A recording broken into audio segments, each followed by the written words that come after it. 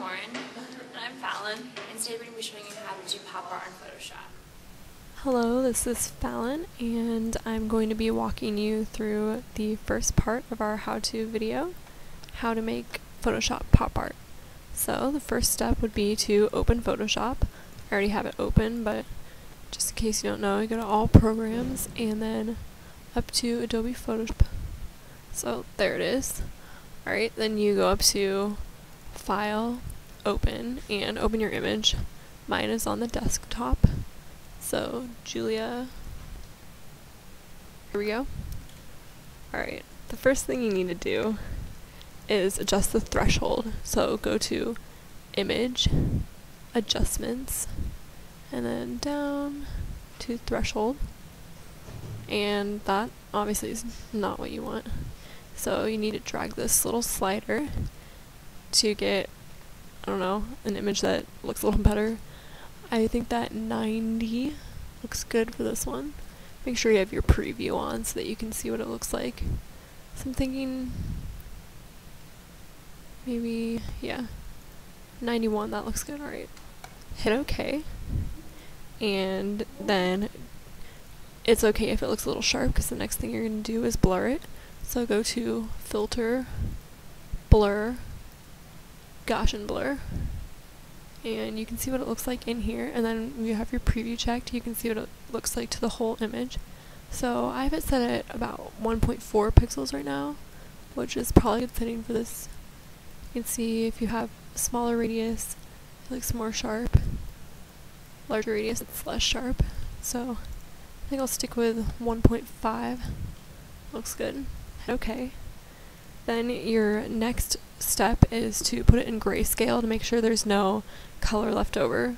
So go up to Image, Mode, Grayscale, and I'll ask if you want to discard the color information and say yes. Click OK. And then you need to put it back in a RGB color for the next part.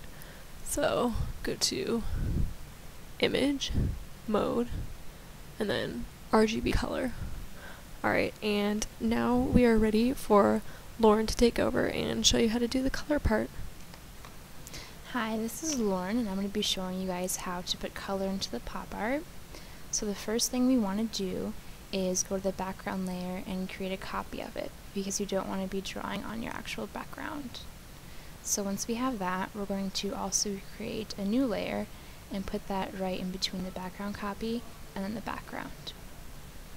We're also going to color this layer, so you can click on this, and I'm going to do probably a green. You guys can pick whatever color you want and color it. And then we're going to click the background copy and go up to Select, Color Range, and then make sure that this is normal, or in none, sorry. Selection, Image. And then you're going to want to do the droplet on top of a white part of her face, or the background, just make sure it's a white part. And then you're going to make this relatively fuzzy, maybe 140, something around there. And then click OK. And then click Delete. And you guys can either leave it like this, but I'm going to go a little bit further into it. So you want to deselect, and then go into layer 1 and select everything, and then delete that.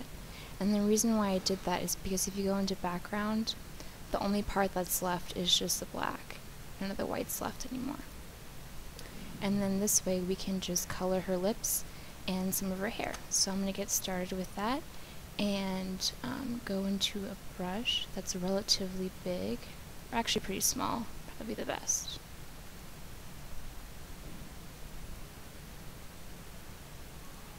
And then pick a red color for her lips.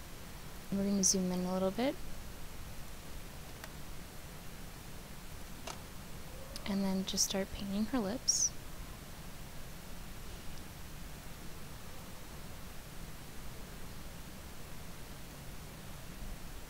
Do little curves for the top. You guys can go back and delete some parts if you don't like it. You can always do edit undo. I'm just going to leave that like that though. You can also always mess with the opacity and bring it down a little bit, but I'm going to leave it relatively high. And then next I'm going to do the hair. So I'm going to zoom out a little bit. I'm going to pick probably like a fuchsia color for the hair, or maybe a little bit more purple. And then for my brush, I'm going to want a bigger one to cover more space. And then just start coloring her hair.